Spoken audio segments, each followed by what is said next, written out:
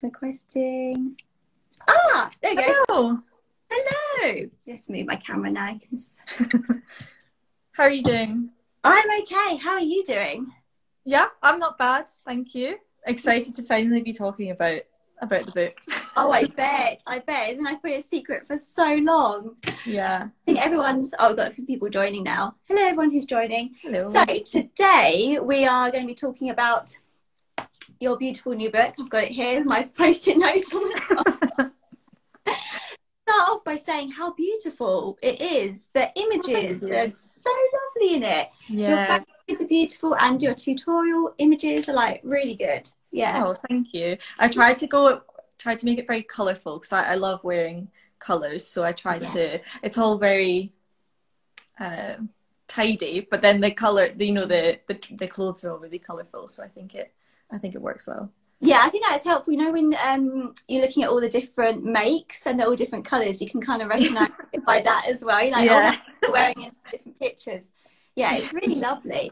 And before we get into the book, I thought it'd be quite interesting to talk about sort of your sewing story quickly. You know, like everyone sort of has a sewing story about how they started sewing and why. And I thought it'd be quite interesting just to hear yours before we get into the book. Yeah, of course. So I started sewing when I was 15. So now I'm 23, so a long time ago. And I just started one summer. I think I was just looking for a hobby, basically. I was on summer from school, and I had tried sewing in the past, like, you know, when you had to do it in home ec and in school. But it was like I wasn't into it then. And then just this one summer, I just had a sudden urge to sew a dress, and I bought the fabric from eBay, and I used my mum's old rickety sewing machine, and the dress was really, really bad. But I just followed some YouTube tutorial, and the dress was awful, but I don't know, just straight away I was hooked, and then it's just kind of built up from there. Yeah, I think that sometimes people's story is like that. You just suddenly got inspired and you're like, I want to make that, and then suddenly you just go, and then because I met on your probably the first paragraph, I think it is, you're saying that you were about 15 when you made your own prom, or like wanted to make your own prom dress. Yeah, so I started when I was 15, and then at that point I only had a couple of years left of school, so my goal to work towards was making my own dress for my my levers dance, and I did. And looking back on it now, it's really bad. But at the time, I'm still proud of it. That's all that matters. If you loved it at the time, everything is perfect. Yeah, that was my first big project, and I was really proud of it. So that was a huge big goal of mine. Yeah, it's a big one, a real big one. Yeah. Right, so I just want to tell people, if I've got some questions that I want to ask you as well, but if you've got any other questions, pop them in the chat below, and I'll keep an eye on it, and I'll keep referring and seeing if you've got any questions. Someone says, have you still got the prom dress? Yeah, I do. Yeah. I'm not going to get rid of it. I find it so difficult to get, or to give away things that I've made, you know, even if they don't fit me anymore.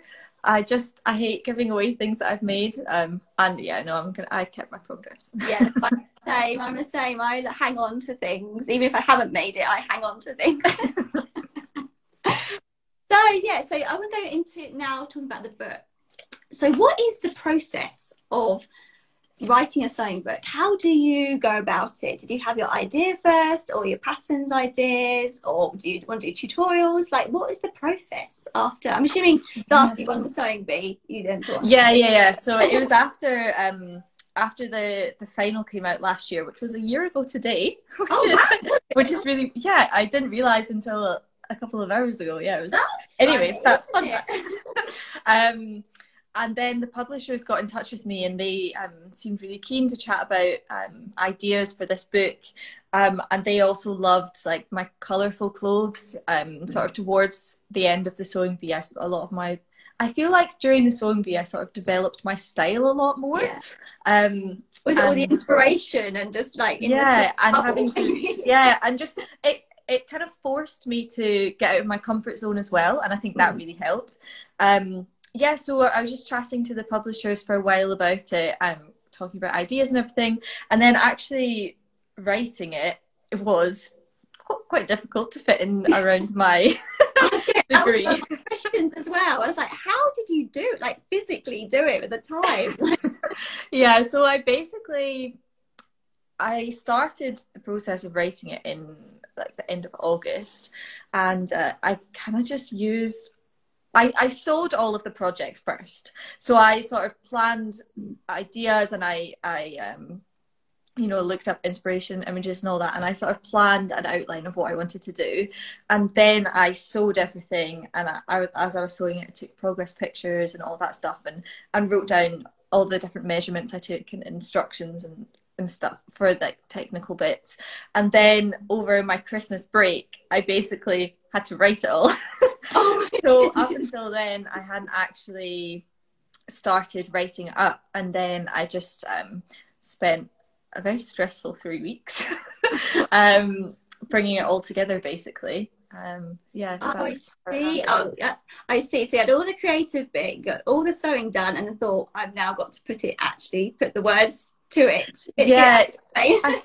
Because I mean, I know people do it in different ways. Like some people might have, made a dress and then written the chapter that goes along with it at the time. But I think because I was still doing my degree, I just found it really difficult to be at a computer all day and then in the evening be at a computer for sewing. To sewing, writing, and then so sewing the things for the book still functioned as away time from work, if that made sense. Yes. Whereas a lot of the time I was just too done with my laptop to look at it again over the weekend. I'm not surprised. You did a very good job anyway. Thank you.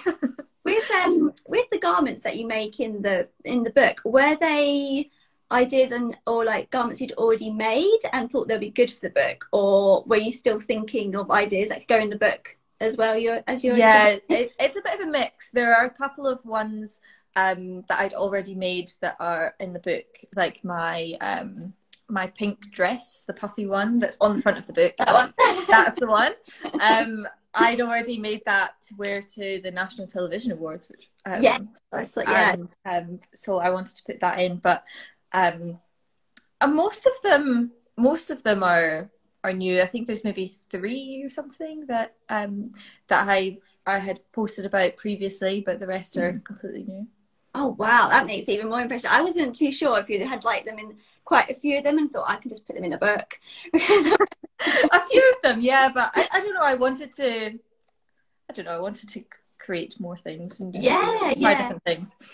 Because my favourite, I really like the vanilla dress on the front, and then I also really liked the chic dress and the ruched skirt, because I thought they were just really interesting and like really versatile items. Yeah, that's also part of the sort of the idea of it. I've tried to create things that are going to go together. So, the skirts that are in there can be worn with the tops and vice versa, and it kind of creates a bit of a mini interchangeable wardrobe. Not a wardrobe as such, but I mean, you can start it. You can use it around and mix and match and stuff, and then kind of like once you have an idea, you can then work from that. I think I can then make my top to go with it.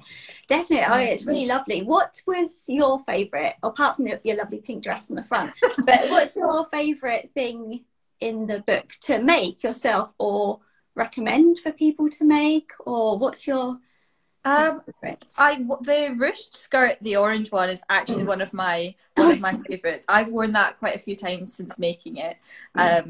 It's very comfy and I do love it. I also I made one that's a halter neck, and it's like sort of a 60s style, and it's in the book. It's like a really bright turquoise colour, and it's not a style that I'd ever sort of made before, but I just wanted to try it out, and I ended up loving it. And actually I'm planning on making that sort of style again for my book launch next week, which I haven't started making the dress yet, but I have the pattern.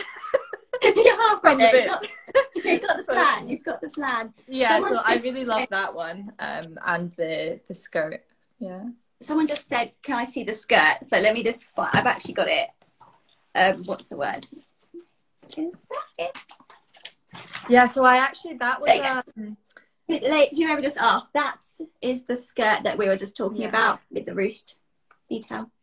Yeah. So that's one of the projects in the book that is sort of refashioned, which is a word that I made up. I like it. It's a good word. Yeah. I'm going with it. So quite a few of the projects I've tried to make them upcycling or refashioning projects from secondhand clothes, and that's one of the projects. So I made that one it's made from a maxi dress. So you keep the base structure of the skirt, but then use other bits to create the ruching details. So yeah. I think that's a really lovely element of if you're really, really brand new to sewing and it's a bit maybe sometimes overwhelming to just be like fabric to garment. You can just sort of edit and play with an existing garment with like your help from the book. I think that's really helpful. Yeah, I think sewing can seem very overwhelming when you start out. So that's kind of that's that. It makes it easier when you can keep the structure of something, and yeah, you're right, it's less overwhelming. And I think upcycling things and refashioning them is also it's a very different way of sewing. You kind of need to be a bit more, I don't know, like you need to troubleshoot things quite a lot. I think sometimes, trying to get a top out of a certain garment, you kind of need to come up with ways for it to work. So I think it's quite a fun way of sewing, and something that might be new to people as well. So even if people have sewn in the past, they're quite experienced, then that's also like the book has projects that is good for everyone as well. That's a way to do things. Yeah, it's a really interesting point about how also you can use your creative mind in a different way to think, how am I going to change this garment, or even just change the size of it. You might find something that you actually like and then just change the size. And that sort of reminds me of from the sewing bit. I don't know how you did your transformations so quickly. I don't know. Don't ask me. I'm watching it this year, and I honestly don't think I could do it again. I don't know how I did it at the time. You think how did I do it? I don't know how you do it, honestly. I watch it and you think you've got 5 hours to do that. Yeah, and I think with the like upcycling things as well, when you have a certain garment, sometimes that inspires a certain what you're going to turn it into, or there's a certain detail that you really like that kind of then you base the design on and stuff like that. So it just it forces you to think in a different way. And because sometimes you can think, I'm going to use that section, or you can just think, I'm going to cut this and use it as fabric, and then try and work the fabric around. Another point that I thought we were going to talk about in the book is your kind of chapter on accessibility to sew. I think people talk about it, but I personally haven't seen it on the internet or any other books talking about the cost of sewing and how to get around it. And I was only reading it and I thought that is so true. Tell me a bit about why you decided to put that in the book and talk about it. So I mean, as I said, I started when I was 15, and then I'm now a student, and I have been for 5 years. So while I've been sewing, I've not exactly had a big income. And sewing is so expensive. It's just so expensive, and I think it really prevents people from getting into it, because when I wanted to try and sew a dress, I just used my mum's old machine, and I didn't have to buy it. And then only after I'd consistently been sewing for about a year did I get my own beginner machine. So it's really difficult, if you just want to try out sewing and suddenly you have to invest £100, £80 into a machine just to try out a hobby. I think, it's a bit of a barrier for people getting into it. But then even when you have a machine, the cost of all the the tools you need, like even decent fabric scissors, and you know, all the thread and everything. And then fabric can be so expensive for good quality stuff. So it all adds up. So I think because I've been in school and then a student, I've kind of always tried to, I guess I've always been sewing on a bit of a budget because, you know, I've never had a huge income to just splash on fabric. So that's also where recycling things comes in as well, because then I just, you know, reuse things from my own wardrobe or other people's, or you can buy them from charity shops and it's much cheaper. So that's kind of also how I got more into the refashioning side of stuff as well. Yeah, and I think that's so true. I think you hear a lot of people, and it's like, not, you know, people say, oh, I tried from another sewing machine. My mum actually used my mum's sewing machine. I actually only used it until I moved out. So I was like, I own sewing machine now. But it's so true. I think that's the best way to, if you could even borrow someone, not to have it forever, just literally to test sewing out. Because it can be so expensive, and I think it's so true. And sometimes, again, that can be another thing that's quite overwhelming to people. I learn to sew, and it's like, we've got to get all this stuff. So I thought it was really interesting that you mentioned it in the book, definitely. And you talk a little bit about the sewing patterns as well, because they also can be pricey as well, can't they? So I guess I've never been one for buying loads of patterns, and again, that's because they are expensive, and then that kind of comes into why people decide to buy clothes over making them, because it might be cheaper to buy the fabric, but then once you've bought the pattern and the thread and everything, it's more expensive than just buying something from the shop. So in the book, what I've done is you can download, so there's a QR code in there, and then that takes you to the website, and then you can download a bodice block and a sleeve block, and you only need those two patterns, and you can create all of the projects in the book.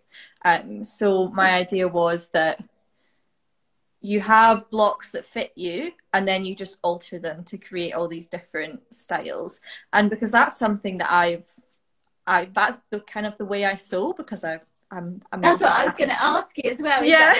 And to see you're sewing, I'm not a pattern drafter. Like, I've never done any formal qualification, so this is how I've always tried to sew, because you know, the price of a pattern adds £8-10, sometimes more, onto the cost of making something. So instead of doing that, I was just like, well, what patterns have I already got, and how can I alter them? Just edit them and move them around. I thought that was really interesting as well, because a lot of sewing books come with the pattern, and I thought, oh, blocks, that's actually really interesting, because then also, I don't know if you find this as well, when you've got a block, you've got, let me quickly show in how your book set out while we're just talking about it. For example, so as we were just talking about, you had the blocks that you can download, and then inside the book we have the shapes of the patterns, and then you can transfer, you know, these pattern block onto your own block so it fits you nicely.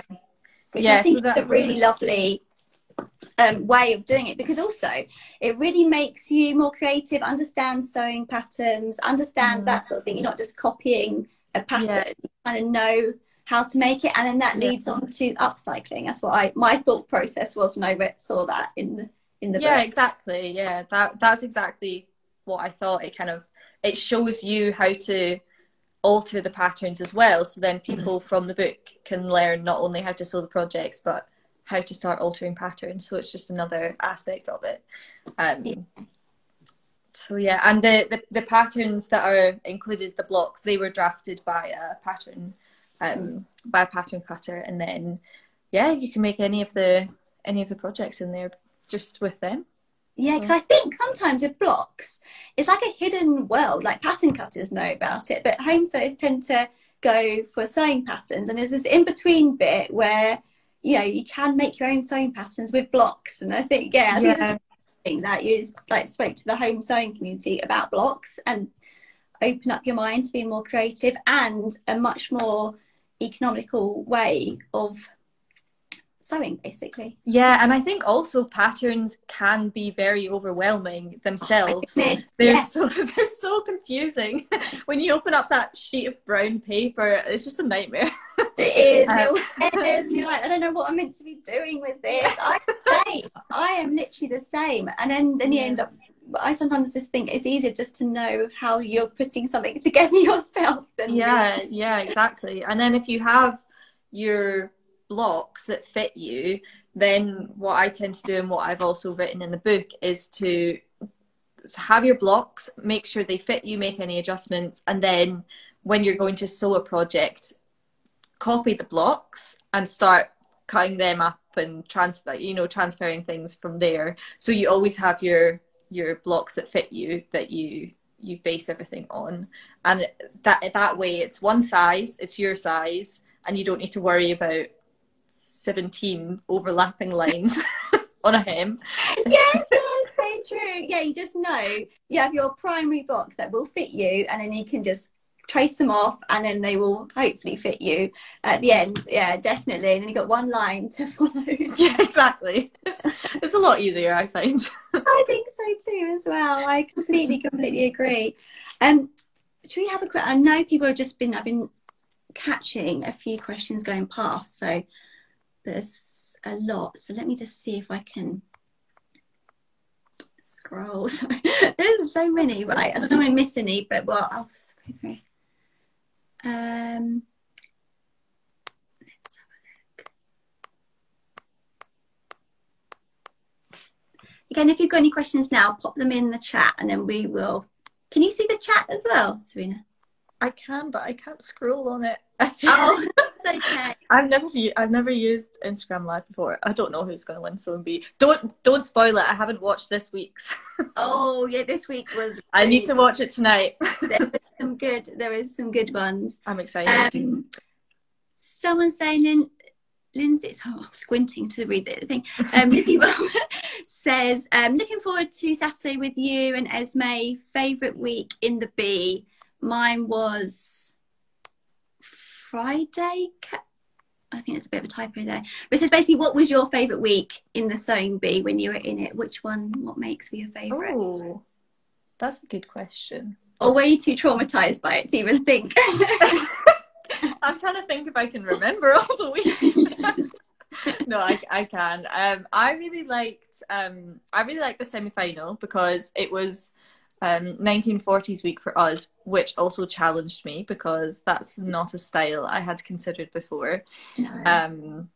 So I really liked that, and I actually surprisingly really enjoyed Kids Week, which surprised me because I'd never made kids clothing, and I'm not a huge, I don't have children. But yeah, I really liked that week. That was fun as well because it's a bit more silly, and we were sewing stuff around pool noodles, so yeah, it's just fun.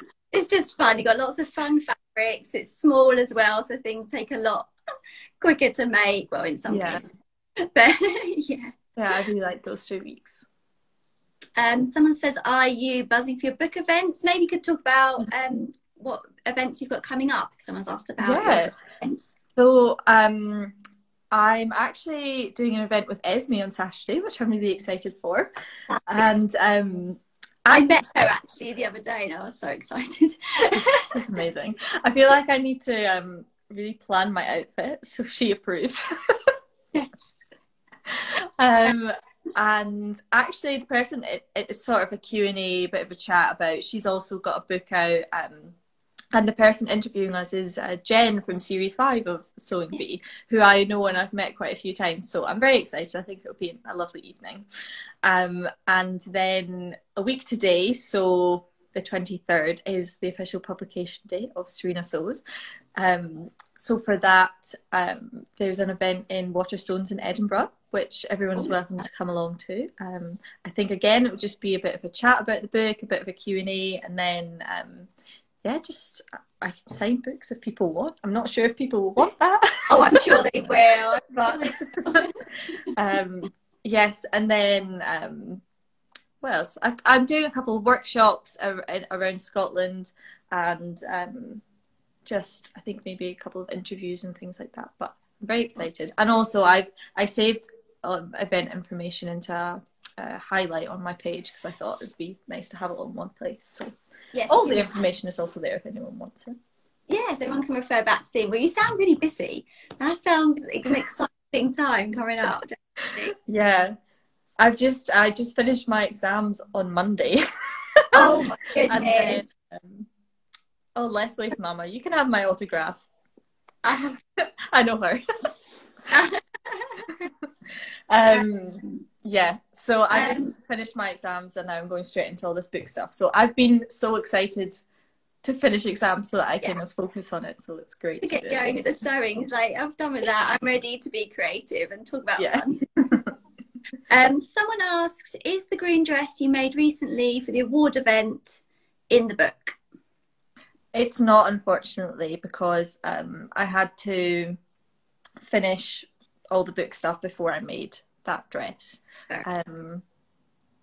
Maybe if I did another one, it would be in there. Yeah. Let's not go too far ahead. But no, it's not in this one, unfortunately. Yeah, timings didn't work out. No, not quite. Someone asks, we spoke about this briefly, so if you could catch up at the start of the live, and I saved on our profiles, you'll be able to catch it up. But she's just asking, what was the very first thing that you made? But the very first, so yeah, apart from the couple of things that I'd already made that are in the book, so there were a couple of things, but then the very first thing I made that was only for the book was there's a blue halter neck dress. That was the first one I made, and I actually dyed the fabric for that, so that was quite fun. Oh wow. And originally I thought that was going to be the cover dress, and we needed to do the photography for the cover quite soon, so that's why I sewed that one first, basically. Yeah. But that ended up not being on the cover. No, it would have been obviously. Always the way, isn't it? So I need to think, oh no. Yeah. When does that, so the photography, does that happen after you've written the bit or like the book?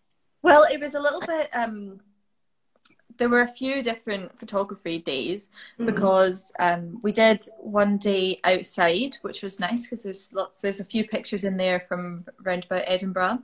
And then we had 2 studio days, and on the first day in the studio, I actually took a load of clothes that I was then going to upcycle in the book. So there are sort of before and after photos of the refashioning projects, because I thought that would be quite nice to have. Yeah, that's for example, the men's shirt, which is then like a crop top or whatever, and you can actually see the before and after. So it was a little bit logistically. Yeah, I was going to say, that sounds a lot of planning going on. Yeah. Very timing to be sewing, creating, writing it down, knowing what you get. Gosh. Yeah. Well done. Right, there's a question here. What would be a good beginner garment to make that features in your book? I've never sewn anything on a sewing machine, so what would be your first recommendation of something to make? I think the first sewing chapter is a drop shoulder top. So for that there aren't that many adjustments to the bodice blocks, so that would be a great one to try first, and it's not got too many technical elements to it. So in it you learn how to do bias binding and hemming and stuff, but I think that would be a really great project to start with. And also there's a chapter on books, so there's a tote bag in there, which is also a great project because it's not lined, so it's a bit more beginner friendly. And in a few of the chapters, what I've tried to do is base the chapters on pattern alterations. So as I said, there's a chapter for a drop shoulder bodice, and there are a few projects within that. So the first project in the chapter is the easiest one and has the least alterations, and then as you go through the chapter and progress, you alter the blocks more and more to become further away from the basic bodice block, basically. So you can also kind of work through the book chapters and sort of increase in difficulty and keep altering as you go. So it's quite good stepwise. Yeah, that's a really really lovely. Yeah, so you can start with your a few skills and then add up, and then you add fittings in. I just found that the drop shoulder page I thought I'd just show. Yeah. Yeah, but there you go. That's like the first page. This is sort of the aesthetic of your book. But yeah, I thought that was a lovely top. I thought that when I first saw it as the first garment, I thought that makes, you know, logically sense when you're reading the book. You can work your way through it. I really liked that. Yeah. And then the more complex things, like the pink dress. Yes. Are further towards the back. Yes. Yeah. Tulle just does its own thing sometimes, doesn't it? Yeah, some more questions come up. Where is it? So many people saying some lovely things and joining and saying hi. Oh, someone says, I think I should buy your book for my wife. We both love you, Serena. Oh. How sweet's that? That's very nice. Very nice. Oh, everyone's asking about sewing bee this year. What garment we've done that. Going back to the point, I think a non-fitted top and a tote bag, I think, are one of the first things that I would recommend as well. A tote bag, I think, because also there's no fitting to it, and it's something that you can use as well and feel proud of and be like, I've made it. Yeah, it's very easy with sewing to feel disheartened when things don't work. And that's also something that I wrote about in the introduction. Like, it's so normal for sewing not to work, and it happens to me all the time now.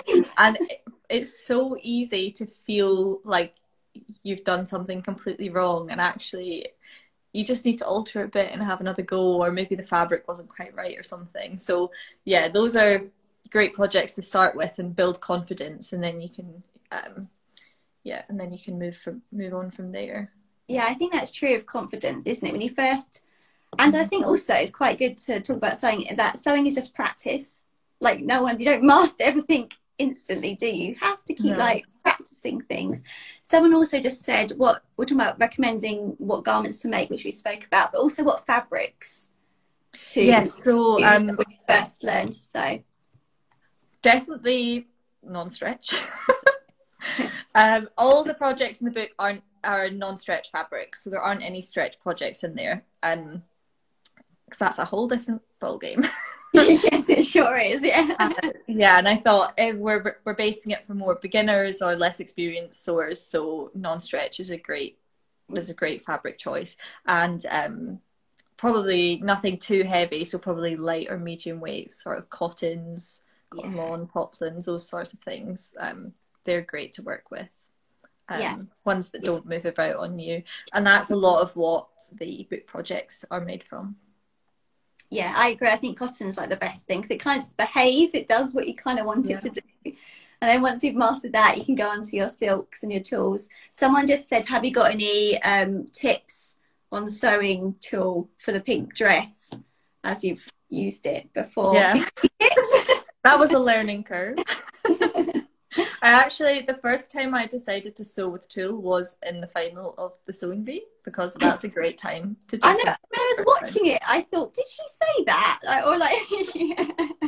I don't know what I was thinking. I think by the end of filming all of the episodes, my brain was somewhere else. And I thought it would be a good idea. It was a good idea. It ended up okay. I think one of the things that I found really helpful was using sewing clips instead of, because pins just go straight through. Pins do nothing in tulle. There's no point. No, like, even if they're in, they then just slide out. Yeah, it's pointless. And if you have layers as well, then it's just a nightmare. So I think definitely sewing clips are really great for tulle, and they're pretty cheap, really, and I think most sewing shops can have them, or online, so you can get them quite easily. But those are really useful for tulle. And basically just patience. Yeah, just slow and steady. Yeah, just patience. Oh, and really sharp scissors for cutting the strips, because you don't hem them. No. So if they're a bit raggedy, then you notice, so you need to have quite sharp scissors to make sure they're smooth. Or a rotary cutter would be would be great for that. I don't tend to use a rotary cutter, but just something that will make it a nice clean line. Yeah, because you're going to really notice it, even if it's slightly only cut, it kind of, if you slip or like it wobbles, you see it, aren't you?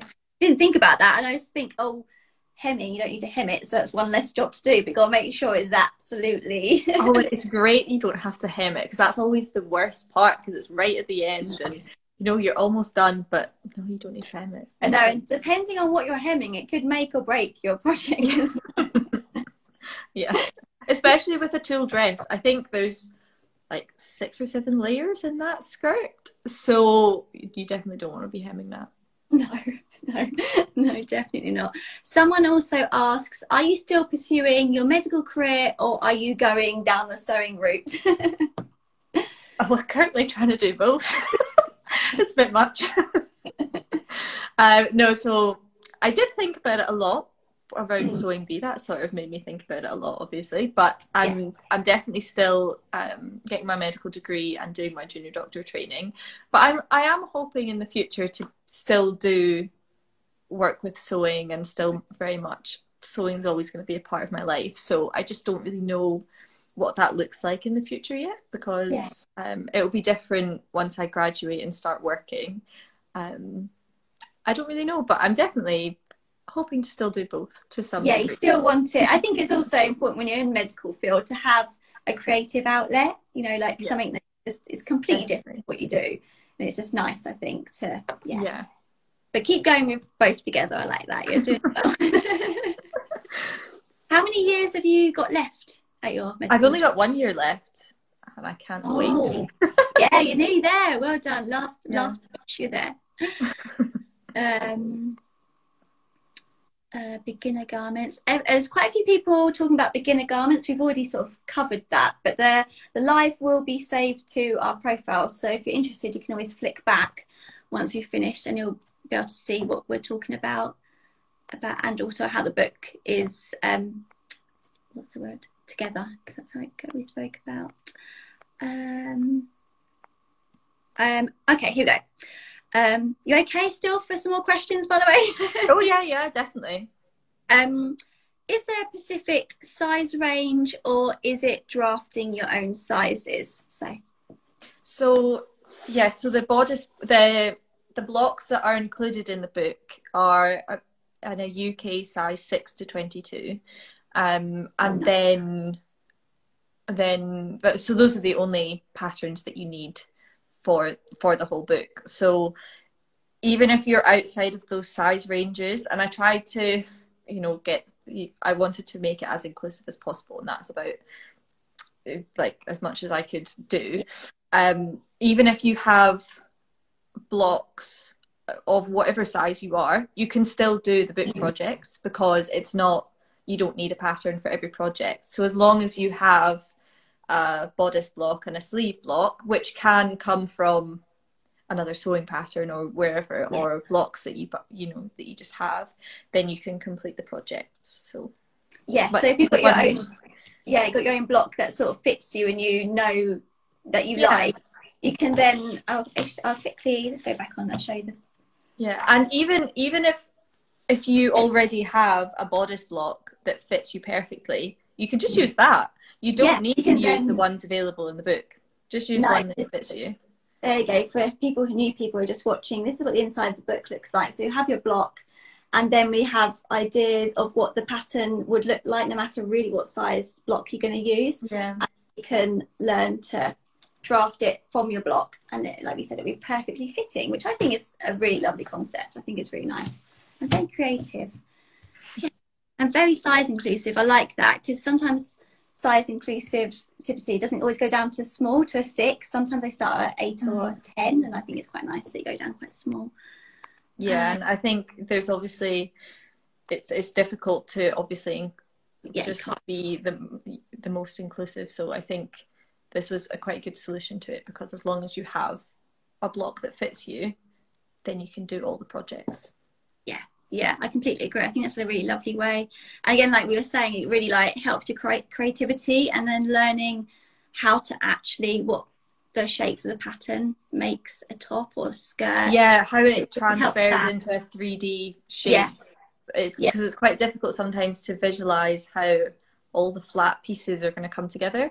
And I think altering the patterns yourselves really helps you understand that. Yeah, no, I completely agree. Because sometimes, like you're saying, you open a sewing pattern and you don't know how it's going to, can't work out how you're going to get to the end result. Yeah.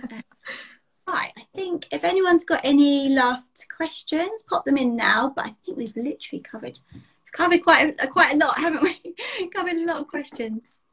Scroll right up to the top in case I missed some. But yeah, I will also save it to my page, and people are also welcome to message me with any questions at all. If they, I'm always there in my inbox. Right, there we go. Has anyone else added? But yeah, so congratulations on the book. It's a really lovely book. Yeah, I thought it's done really, really well. Really well. I also know it's so lovely as well. Like Susie, who did it, is just amazing. Yeah. It was it was sort of weird being in a studio trying to pretend like I could pose for these photos, but she did a very good job of like making me comfortable enough to pose. Well enough. You definitely did. You don't look like that in the photos. You definitely did that. I also noticed you've got a bee tattoo. Is that well, in some of the photos it won't be there because I got it sort of mid writing the book. So in some of them it might not be there, and some of them it is. But yes, I do have a lovely memory. You can think, well, I got that when I was writing the book. I think everyone just says some really lovely things. They really enjoy the chat. We're going to go and order the book. Hope you enjoy your events. We'll see you soon. See some lovely people. But I'll save the book. I'll save the chat to to my grid, like we said, and you can always go back. People are saying good luck with your degree. Thank you. I need it. And also, I'll put a link to your book in my stories as well. So if people watch the live on my story, they can see how to Is it on pre-order online? Yeah, it's on pre-order. If you don't want to use Amazon, it's also on Waterstones and Blackwell's. Oh, lovely. Perfect. Well, good luck for the rest of your events. Thank you so much. Enjoy them after your exams. Yes, and thank you everyone for joining and listening. Yes, it's very nice to hear people are interested because, I've been writing it for a long time and it's been a secret, so it's nice to share it finally. Oh, I bet it is. I bet it's so nice. Yeah, because that's a big secret to keep as well. But everyone's like, what have you been doing? What have you been doing after we've been sewing? And you're like, I can't talk about it. Yeah. There's like a whole period on my Instagram page where I've not really posted anything that I've been sewing because it was all for the book. I'm not surprised. Yeah, because you can't. Yeah. It's a lot. But congratulations again. And thank you so much. Lovely chatting to you, meeting you kind of in real life, face to face. Yeah, I mean, this is as best as we can do. Yes.